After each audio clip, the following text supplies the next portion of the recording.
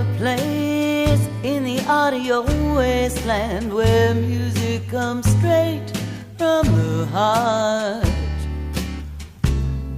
MTV didn't make it for me. Worlds apart from that top 40 chart. Fed up with flash pots and lasers. Lip sync and losers only LA could find. I was resigned to go back to my vinyl. I was bereft, then I looked to the left. Oh, look to the left of your dial. There's world of music waiting that'll make it worth your while. There's blues and reggae, zydeco, Celtic salsa, bluegrass. Oh, look to the left of your dial. Here Pete and Woody, Bonnie Raitt, Queen Ida, Marsha Ball, Christine Lavin, Jerry Jeff, Muta Baruch and Taj Mahal. Look to the left of your dial, where the radioactivity is also versatile. If Guns N' Roses leave you cold, make the move that'll stir your soul. Look to the left of your dial. Listener-sponsored stations count on you, not Arbitron. So when you push their buttons, you get radio that turns you on.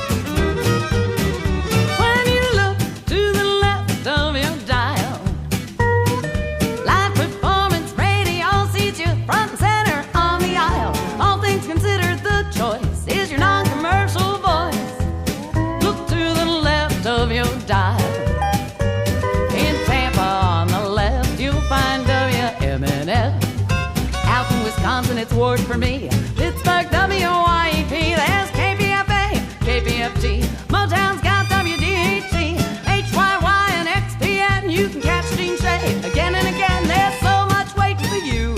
To the left of 92. In the bluegrass state, there's NKU. Pacifica Grove, the home of kazoo. Manhattan's got WBAI. Cedar Falls loves KUNI. KNON, KXCI. Hear what you're missing, give them a try.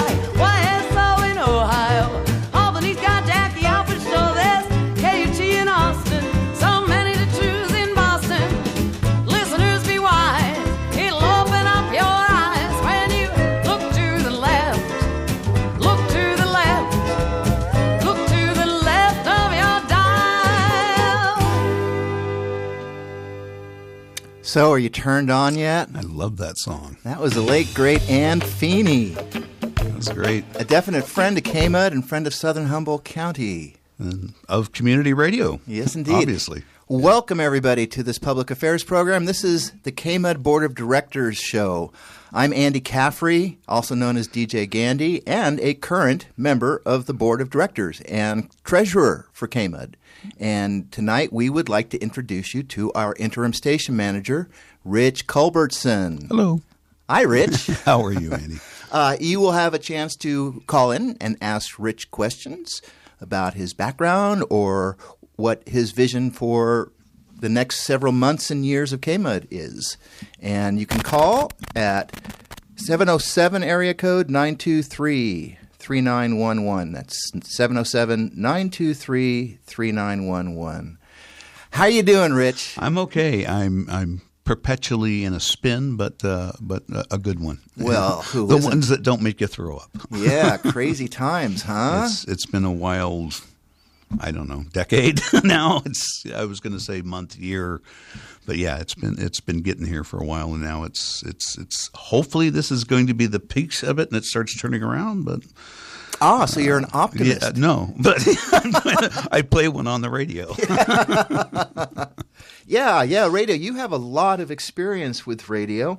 Why don't you tell us a little bit about what got you interested in being a radio person and how you started off? Well, those who have heard this story before, I apologize, but It starts because, like most things, when you're a teenager, somebody telling you what you do, you say, no way, not me, man. So in high school, they give you these tests every now and then that you're supposed to fill out all these forms, and at the end of it, it says, well, this is what you'd be good at. You're clearly aimed for law. You're clearly aimed to be an architect or a ditch digger, And I just thought the whole idea was stupid and whatever. So I tried to be as weird as possible. I like to be outdoors, but afraid of the outdoors, that kind of thing. And it worked in that there was about 3 of us at the end of everybody's pool that the principal or vice principal said, we don't know what to do with you people. You fit nothing. So we're sending you to the local AM radio station because why not? And I went in there and I looked at the ancient equipment there, which was used to announce the Blitz, I believe, last time it was used. I mean, it was old. And I thought, no way, I'm never going to be doing this. And then fast forward, here I'm now into over 35 years in the business. So it's weird how that turns. And it turned just because feeling like I needed to do something, I don't know what the issue of the day was back then. Let's see, mid-'80s. I'm sure it was Reagan something. And so walked into KPFA and said, how do I help? How do I work out? And became a volunteer, but very shortly was able to help them with some producing skills on producing a pledge drive because I had done some of that stuff in college and so forth. So that led into little visits at KCSM, kind of same thing, just kind of feeling it out. And then the kind of big change was when I moved up to Arcata. I had decided that living in the Bay Area most of all my life was great, but it'd be better to live in somewhere else and visit the Bay Area. So I came up to our beautiful northern Humboldt at the time and went into KHSU, ironically on the day they were inviting in new recruits, and said, hey, so what's the story? They said, well, nobody ever gets a job, so don't get that out of your head right now. But we'll sit down if you're good enough. We'll see about you having a training later. And I guess I hit it out of the ballpark on my first little cold read. And fast forward, things happened in 3 months, or not even 3 months, 90 days later, I was their operations chief. So it was a situation where people left, and I was anxious to know. I always have had that kind of curiosity of how things work. So it was perfect because it was tech, plus it was announcing and stuff.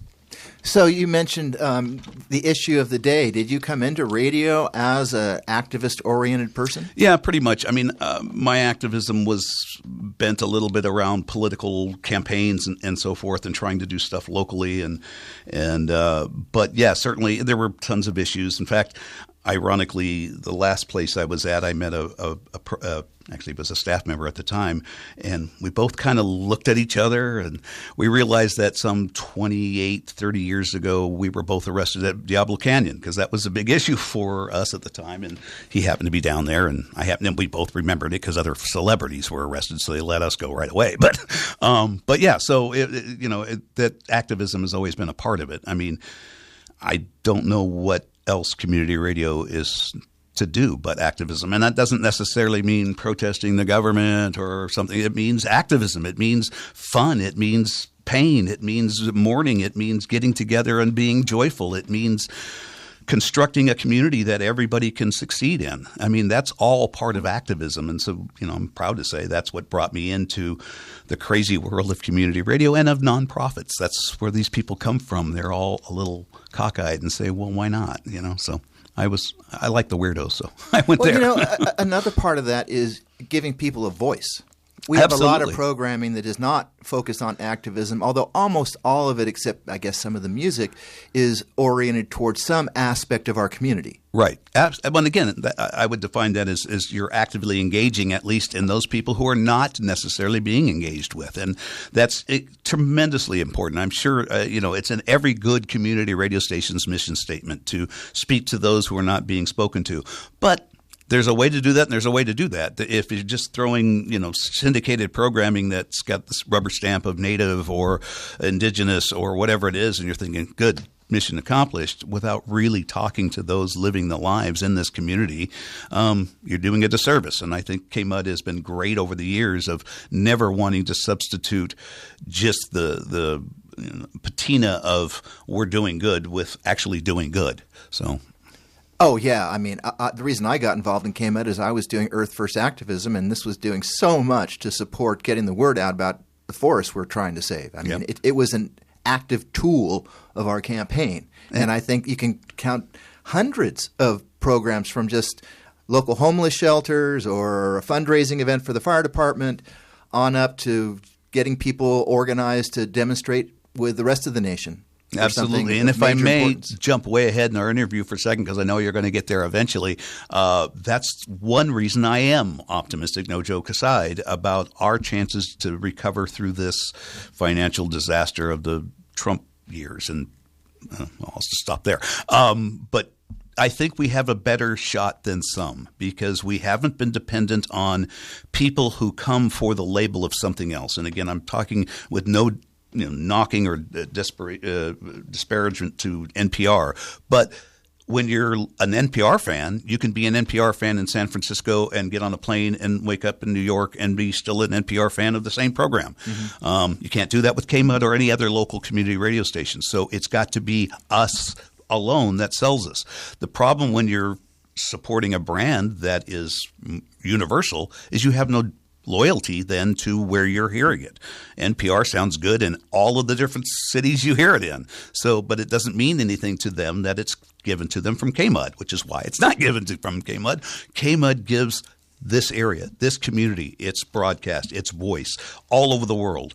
And if someone wants to know us, this is the place they would go. So that means we have a better story to tell our community and those around us why we need to be supported, because our roots started from seeds that were germinated in that activist world that this area proudly gave birth to, whether it was the timber wars and redwood summer or the camp stuff or whatever it was, whether it's just health programs, just emergency reporting of floods. All of that was so entwined, the roots are so entwined in each and every person in here, which is why you see names coming through as staff members, board members, programmers, staff members, because they're so tied together. So we have a better story to tell than trying to convince people who didn't really have us in their focus anyway why they need to come to us now and support us. What that does mean is that everybody who's hearing this, my voice, knows that they are the specific one person I'm speaking to, because it is that person's station. It is every person's station who makes use of us. And if you're listening to us, you're making use of us. And that's why, as I think one of our slogans will come up during membership, we've had your back, please have ours now, because we absolutely need, not out of desperation, but out of empowerment of this community to have that voice for all of us at a time we're being told by our national government to bleep up. And because I'm an FCC guy, I can't say the word, but they're giving us the middle finger and asking us to shut up and not be heard. And so now, more importantly, not just because, it's a good community station that plays great music, please keep us around. No, more out of anger than ever, you should be saying, no, you're insulting our community. You're insulting the people's lives who get saved in emergency reporting. So no, we're more than ever. If I have $2, I'm going to find a third and give that third dollar to. And unfortunately, that's why we have to keep coming to you. If you're a business, if you're a landowner in this area who comes for vacations or whatever, you are invested as well in this community. So please, we would love to hear from you as well. Maybe you're one of the few businesses or organizations that has grown with success over these odd times, because some, even the well-meaning ones, producers of water bottles, do really well in flooding areas, whether they mean to or not. So if you're someone who is getting that, please pay it back to the community right now. I'm not on pledge drive, but I am, because you hired me to help steer what is, I think, one of the most important boats in the sea. And the first thing we see is a leak. So my job is to get that fixed, and you can give me the glue to do it. Okay, I'm running out of metaphors on that, and I'll just leave it there. But I wanted to jump ahead, because that is the optimistic thing about it, is that we are a people-powered station.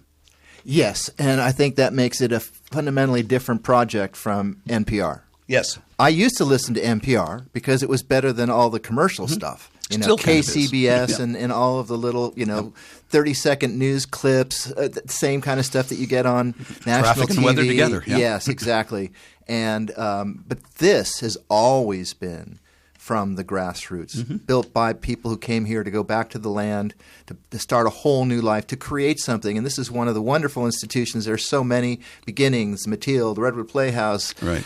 Well, formerly the credit union. And NPR still kind of pushes the interesting people kind of radio. Right. You know, the experts. It doesn't really encourage you to get involved, to do things with your neighbors, to try to brainstorm solutions to problems yourselves and not just look to the politicians for the ones that they, lay down for us. They would object to me saying that they are a top-down kind of thing in that regard, because I think they feel like they're an even, not coming up, because they admit they've got access to things that the average person doesn't, but they're also not saying we're instructing you. But you are, because of how you present yourself. Again, I'm not knocking NPR. I think it's a fine organization for where it is. Again, like all of it, if you put it in its spot, then and you're a discerning consumer of this media, then more power to you, more power to them. It's not where I'm going to spend a lot of my time. I spend it in specific areas. Community radio does the most for me, and I think it does the most for the people living in that community. Granted, I'm not going to give you a debate on what's happening in Washington, but there are plenty of sources for that when you need that, including the one that you may also be listening to is the web. So we want to be there as that, stable for you. But yeah, check other things out. But when it comes down to it, it's those organizations don't struggle the way we do. I mean, literal transmitter tower sites that we pay huge amounts of money every month to pay for their ability to be on a tower. And if we can't pay that, obviously that affects our signal. That affects what we do. That affects our mission of getting emergency signal out. So equipment's hugely important. But if there's no one in the booth to broadcast it, still same position. If there's nobody in the news department to say, yeah, that's a real fire, not somebody blowing off firecrackers, still the same position. We can't do our mission. And if we don't have the money to fund all of that stuff, we can't do our mission. The community is what makes it possible to do the mission of serving the community. Yes, and when it comes to this part of the country, this rural area that does not have so many options that you might have in Berkeley, for example, it's even more critical. KMUD does everything. It does. And honestly, if I were an outside, books, numbers guy to come in and crunch, I'm going to save your station, one of the first things is that you got to get rid of half the diversity in here. And I don't mean of the people, but just you got to streamline it down to here's jazz, here's rock, here's, other music. You got to make it easy. Maybe somewhere that's true, but that would destroy the heart of what this place is. You might as well just paint it over with a white paint and say this is just another building now, with no more difference than any other place. So I would fight forever to oppose that kind of thinking, even if it means that we are taking a harder road, which we are, because we got to make sure that even those people who turn us off 80% of the time a day because they have a very specific thing they like and they don't like the others, they're still using us and they're still supporting us, and that's great. But that's why we're here, for just those people. Someone asked recently, recent community station nearby, when the budget came down for all of us, when we knew the Corporation for Public Broadcasting was going away and probably not coming back in any time soon, not enough to save anybody who's going to have to, go out in the ocean alone. Luckily, smart business management of KMUD gave us a little head above the water savings on that stuff, which is great. But, you blink an eye and that could be gone. I mean, it's $75 an hour to run this place. So, but some stations, they said, well, the first thing we got to do then is drop something that doesn't make us money but costs us money, and that was their news. But my retort to that is, I'm sorry, the last thing we cut is going to be news, when it's just one person with a flashlight up here doing the news, because there's no other purpose for us to be here. So all of the other stuff is useless if it's not doing its mission, which is to serve the community that asks for, hey, we want news. So it's not an option for us, which, again, puts us in a tougher position on the road we choose to go. But that's never been a problem for Southern Humboldters. Okay, but as a music programmer myself, I know that there are some people who maybe, they got their families or they have their grow or whatever, and they don't really put a lot of their time. Maybe they put some of their cash into activism. Mm-hmm. So one of the litmus tests is music. Mm-hmm. Do you like the Grateful Dead, Fish, and reggae? I don't want to say the perfect line that everyone says, which is so insincere, but in this slight sliver, it's kind of sincere that I like all music. Now, I mean that because I have an appreciation. Maybe that's a better word for what everybody does. I know I've been around musicians. I fooled with a few instruments that made fun of me. So I have a good gauge of what it takes, and I have a wide open ear of what I like, which ranges from reggae to hip-hop to rock to classical to jazz to fusion to blah, blah, whatever the latest new thing is. I found enjoyable stuff in all of that. That being said, I have a specific stuff that is my music.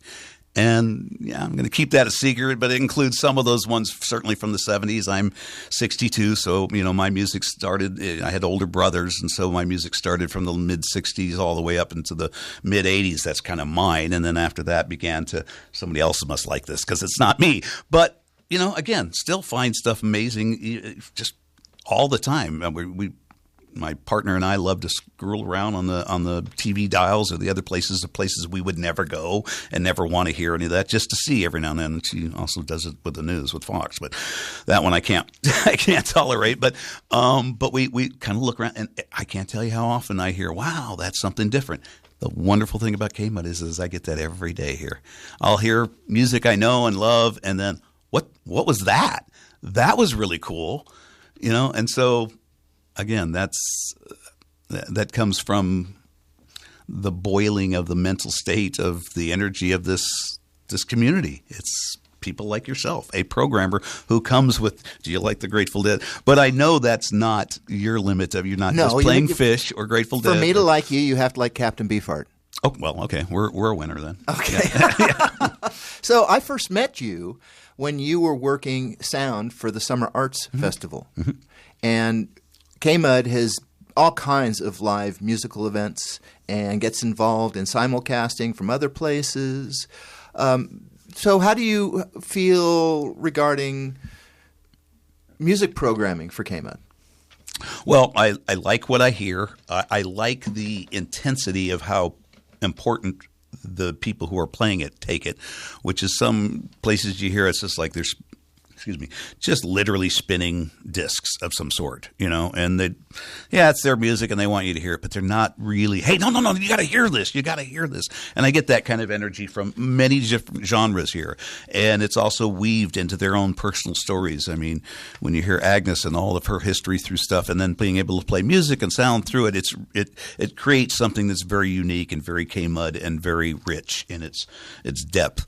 So I love that part of it. As far as the events, I think it's absolutely critical that a station like this, any good community station, be dynamic and get out in the community.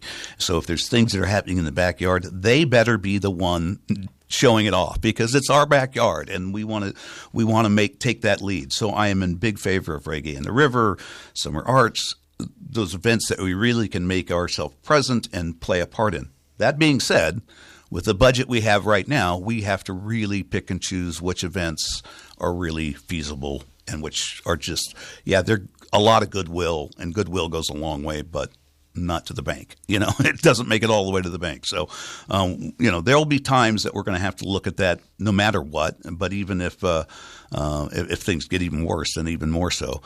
Again, I think it's important to do, and if there's a way to do it without spending money, I will always look at that because I think it's important to be out there and dynamic, even if it's a table, but even more so if you can have a mic set up and someone seeing you with a set of headphones and know, wow, there's a voice coming from right here at this event that's being broadcast, well, literally all over the world.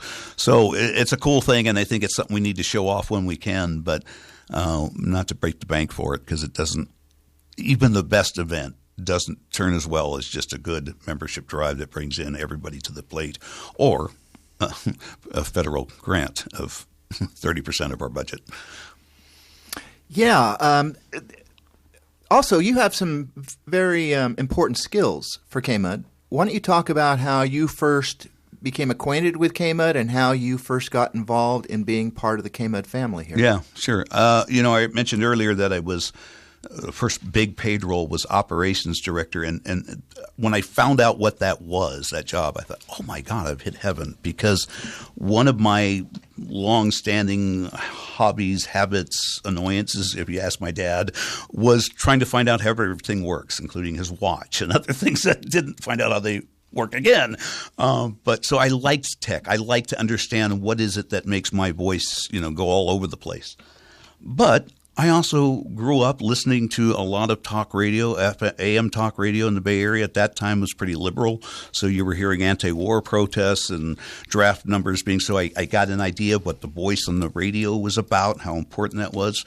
Obviously, as I mentioned, the time I grew up was some of the greatest times for music ever. So you were hearing, who is this Pink Floyd? Who is that guy? And, your mind's blown. So all of that came around this one element of radio, and it's like, wow, that's something I could really enjoy. I'm trying to find out how it works. I'm trying to find out what it does. As time went on and I became more aware of the different things you can learn and people I could work with, I began to get into, let's train the voice a little better, because it is a performance, and I don't want to give the listeners a short shrift. If I'm mumbling my words and doing the fry and all that, it's not good. I don't like listening to it. So let's see, working on enunciatings and saying different rather than different, and all these things. So I got into and each step brought me to another element of it.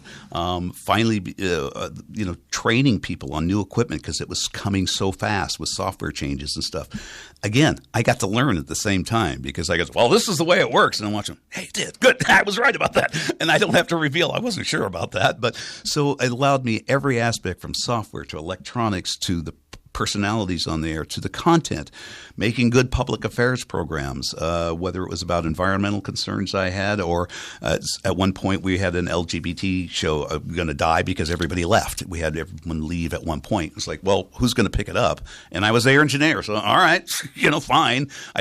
I was new there. I had hardly any contacts, but it was an important show to get out there and keep the voice active. And so every aspect of radio, I love it all.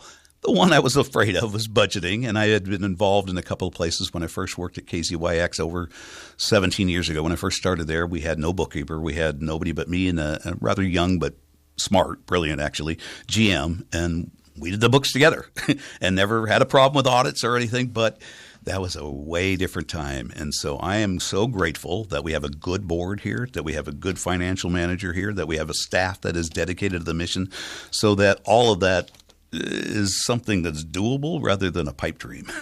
Well, there's a lot on your plate.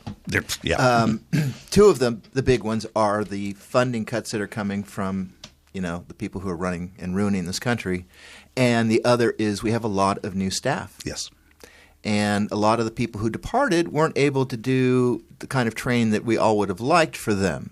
So how are you taking that? That's always a hard thing. I was lucky enough to get a few weeks with the previous GM or SM as she was leaving, which helps. But I know a lot of people have not had that opportunity, and there's also changes to that position that didn't exist perhaps when when the previous person had it. So there's a lot they're going through that maybe even the staff is still learning. Well, what is that position now doing? So there's a lot of flux in there.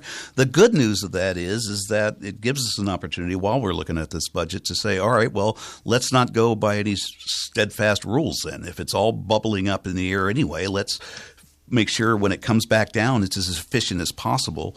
And if we can trim a little there, and so nobody's job gets endangered or some service that we're providing doesn't get hurt, let's do that. And so it's kind of good in the sense that everything's bubbling over to find out, okay, some people maybe it's time, maybe they want to move part of their job off to someone else who's coming up so that they can look somewhere else, and that would allow us to, make things a little more efficient. Maybe a contractor hours could be cut, whatever it takes to kind of tighten that stuff up. It's kind of good to have some transition. It's scary right now. I came in as a tech guy to help Simon kind of be able to once and for all, not have to get the 2 a.m. calls.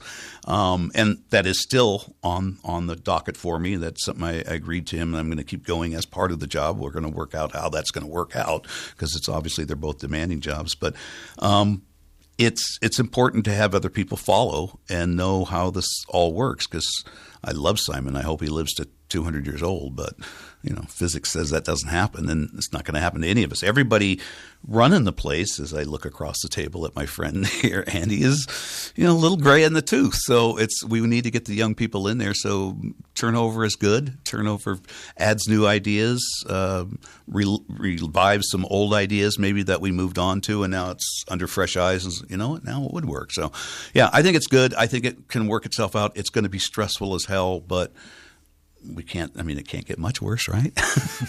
Right. When you're at the bottom, all you can do is go up, right? Knocking or wood. Die, I Right. suppose. Well, there's also this whole new social media aspect of things. Before we get into that, I just want to mention you're listening to the KMUD Board of Directors show. I'm Andy Caffrey. I'm one of the board members and the KMUD treasurer, and we are here introducing you to our current interim station manager, Rich Culbertson. And if you would like to talk to Rich or ask him some questions or let him know what is important to you about the future of KMUD, you can give us a call at area code 707-923-3911.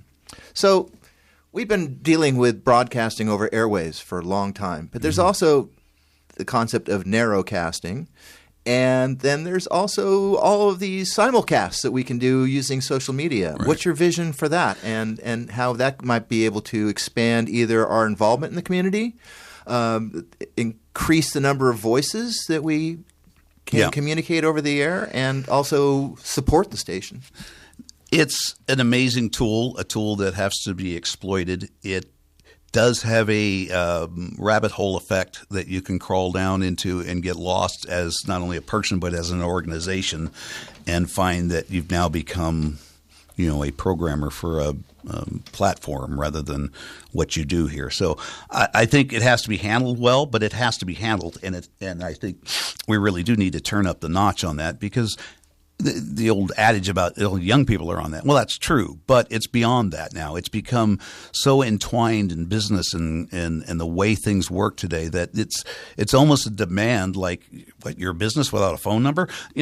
That was in the 70s. You'd have been out of business in 10 seconds. So now you're a business without a YouTube and a Instagram and all, because they're wanting to provide what their customers want. And their customers, as they get younger, they found this out in stark demonstration.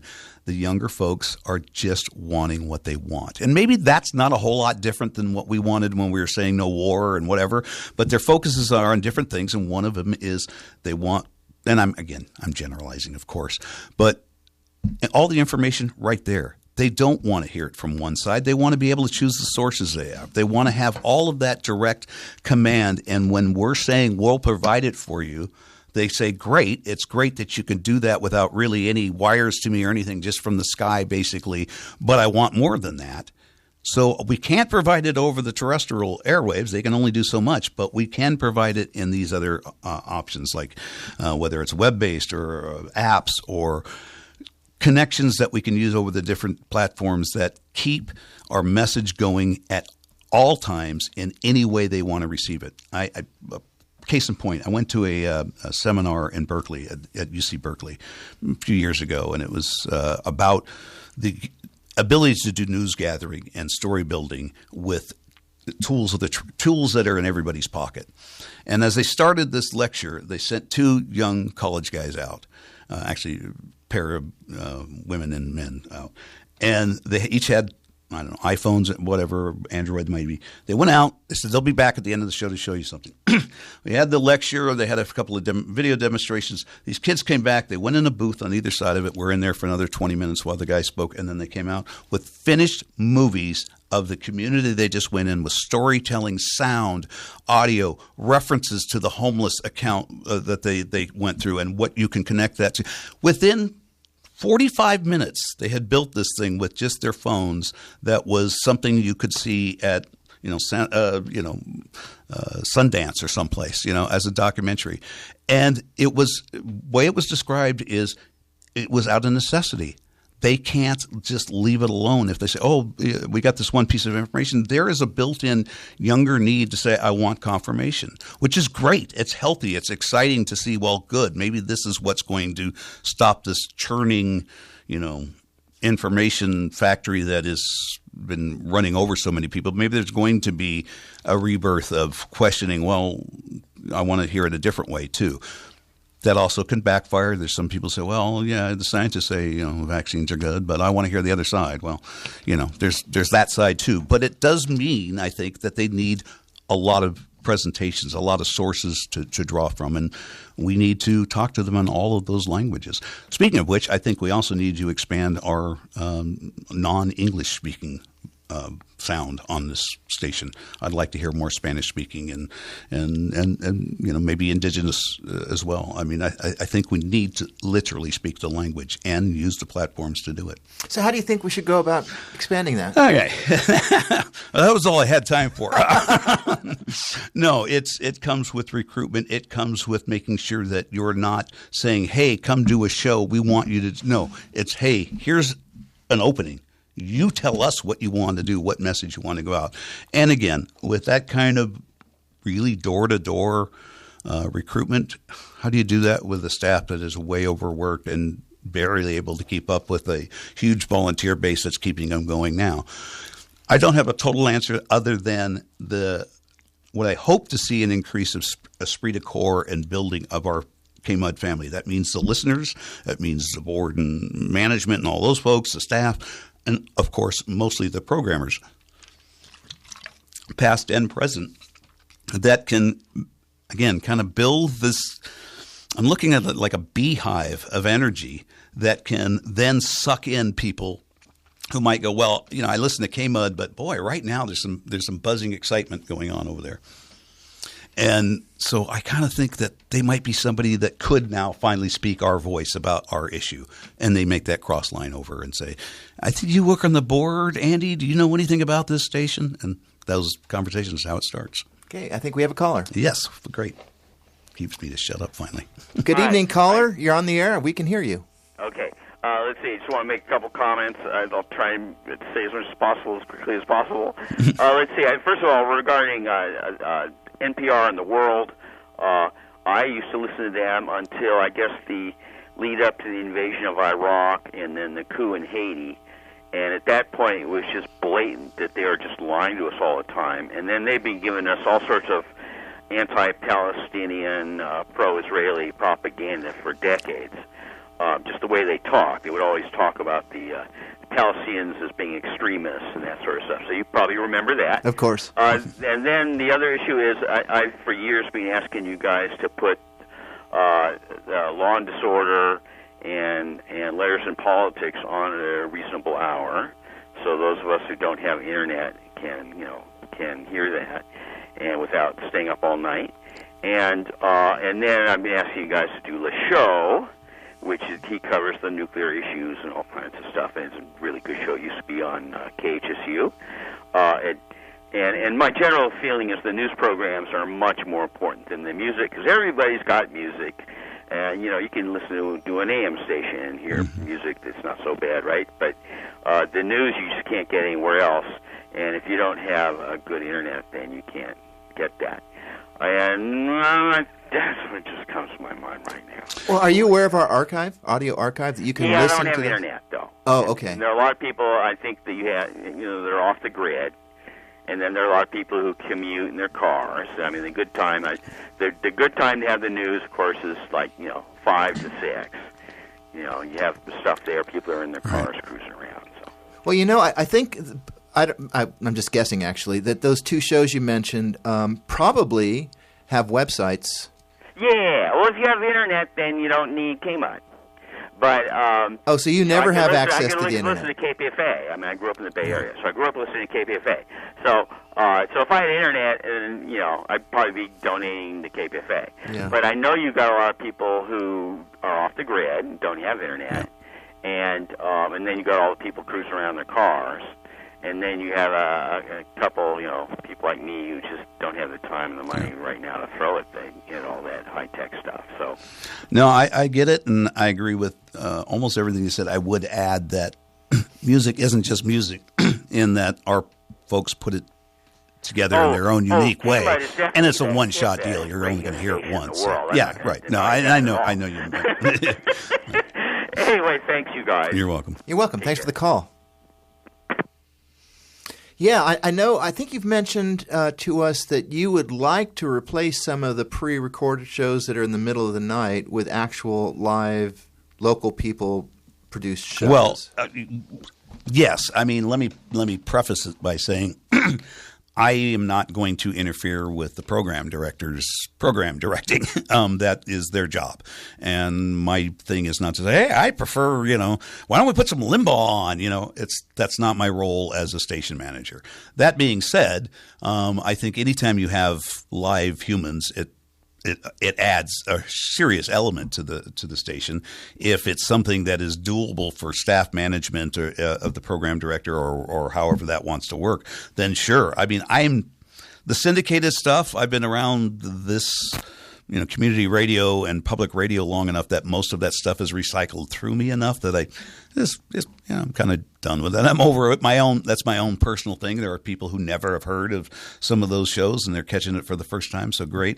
But having more live human beings that are actually, exchanging with the other people that are up at that's a unique group of people, and I've been one of those that's up at 3 a.m. and I've talked to people who I thought was one person on the internet and found out no, that's what they were using to broadcast it to their factory of 200 people who were sitting there making fairings for us and listening to our station. So it was like, whoa.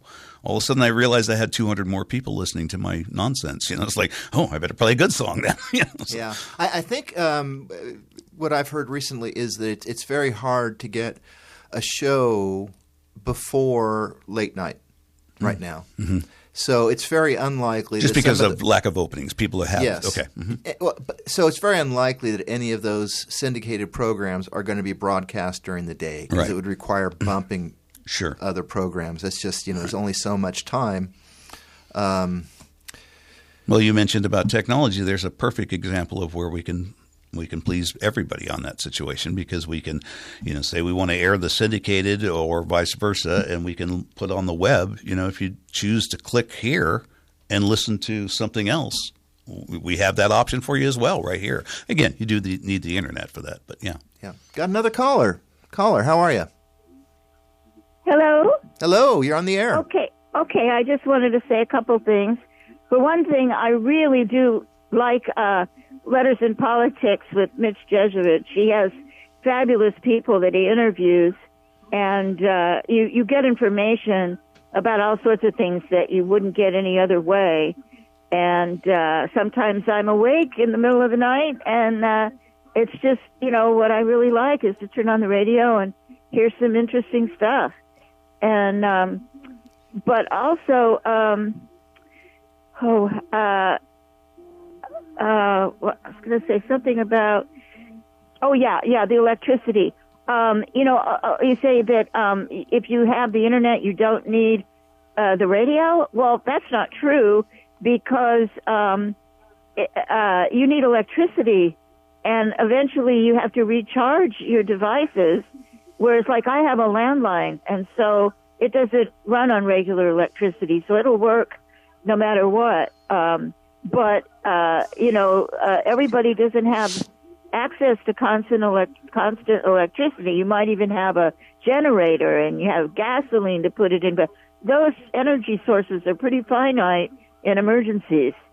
So I think the most important thing is that we have access to KMUD and so live news and radio, what's going on in our community. I think that's very important. Yep, don't think that everybody has the internet, or that if you do have it, you don't need the other, because you do. You definitely. Yep. I really hope that KMUD can survive. So that's all. Thank you. Thank you. I will add to that I've been through many, I'm sure many have here too, is the emergency responses to fires, floods, et cetera. And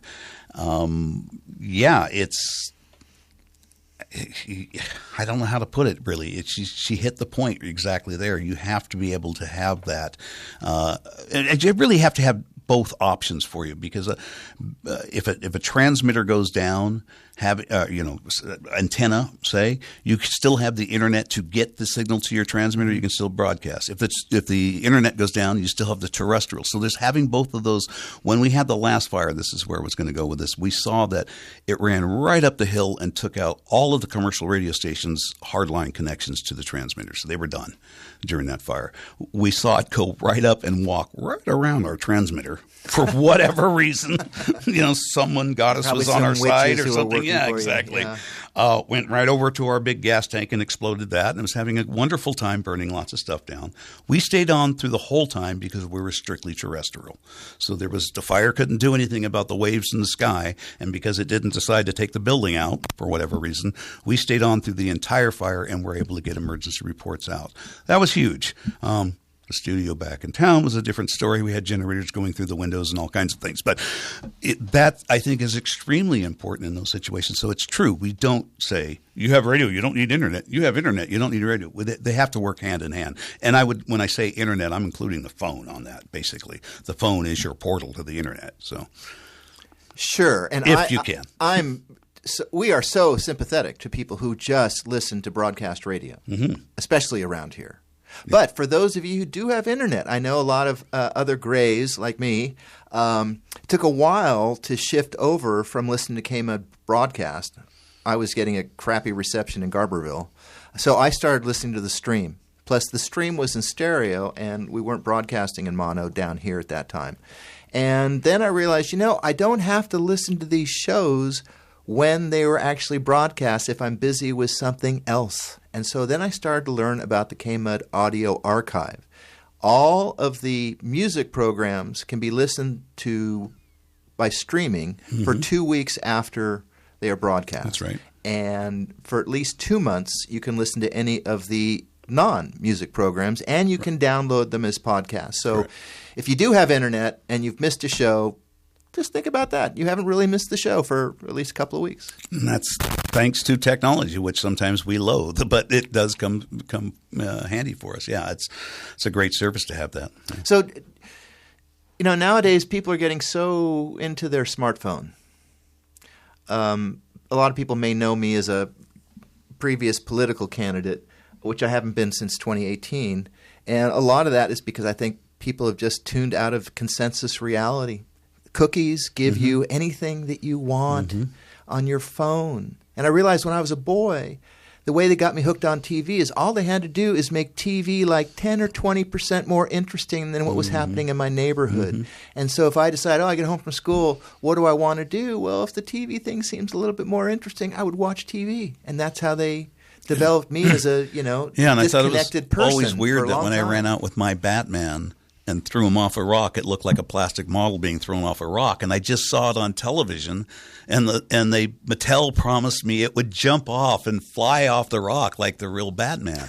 But you're exactly right. You're watching that little enhanced version of, yes, I can buy the same toy I see on TV, but it's not going to be like it is on TV. It's TV, So they counted on that, and that slow erosion of that is a profound problem, and I do think it's important for us to keep it under control. We've got another caller. Caller, are you with us? Yes, I am. Hey, I want to tell you a couple things. I live in Humboldt County. I cannot get a broadcast signal, KMUD, but I listen to KMUD all the time. So I really appreciate it, and I really do appreciate that you guys are streaming on the internet. Otherwise, I'd have to go 40 or 50 miles probably before I can listen to you. Right. And I also wanted to thank you. I really advocate for all the Rootsy programs you guys do, stuff that's coming out of the community. I think that KMUD is more than anything else really the voice of the community. And I think that the local programming, whether I agree with what people are saying or not, the fact that it's done just by regular people in the community, and it's not syndicated content from who knows where, I think that's extremely important. And my first career, when I was a young person with community radio, And everywhere I go, I listen to community radio everywhere in the United States, and I have traveled a lot. And I will tell you that, in my opinion and my experience, KMUD is the best community radio station I've ever heard. And I tell people all the time that KMUD is really a gem, and just simple things like, people don't know what it takes to produce 30 minutes of original news content 5 times a week. It's a big undertaking, and nobody does it anymore. No, they don't. KMUD. So thank you very much. You're welcome.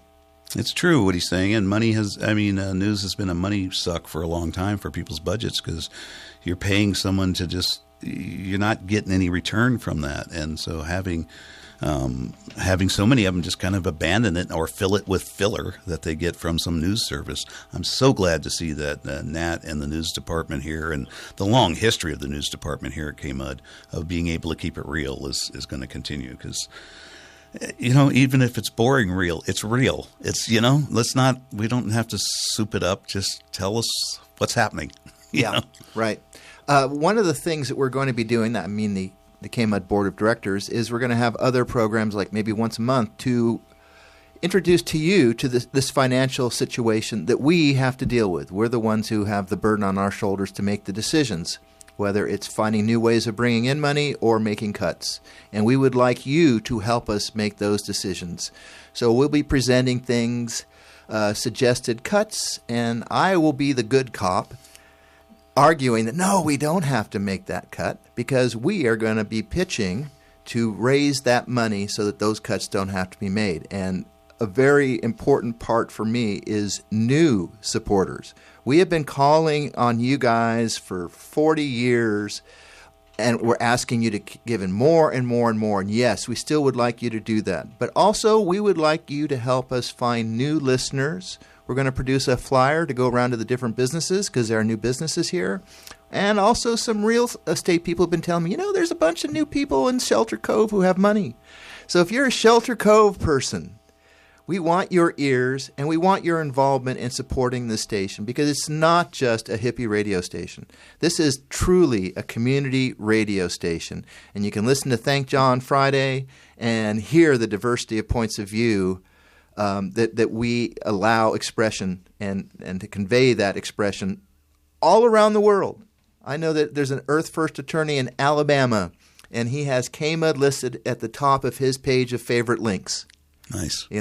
So bless you, Ned Mudd. So yes, anyone who makes any use of this, please support it. And support this community. Even if you don't necessarily like anything about KMUD, it supports businesses, it supports other nonprofits. So maybe throwing us a few bucks just because it helps others that you like and support is enough. But that we're not making this stuff up. We where our situation is. And to be honest, I'd like to not be talking like this. I'd be rather talking about, let's reach our $500,000 budget that we now have because of all the ambitious endeavors we want to do, like the 6-person newsroom and the invitations to programmers to come. With the things we could do, the public affairs programs we could get done. All happens if we had tons of money, of course. I'm realistic. I know that community radio will always be struggling to a point, but let's think optimistically of what we want to build rather than what we're going to lose. I do want to put out to you too. You can help us by making a selfie with your phone of either some experience you've had because of KMUD, something that KMUD did for you, or just something you really like about it. Make a little selfie with your phone, and you can email it to me, andy@kmud.org, and we will put some of these on the website, maybe all of them eventually, and we will also use the audio of them so that programmers can play members of this community, not just the people who are running the station and doing the programming, but everyday people telling each other why this station should be supported, and brainstorming more and more and more people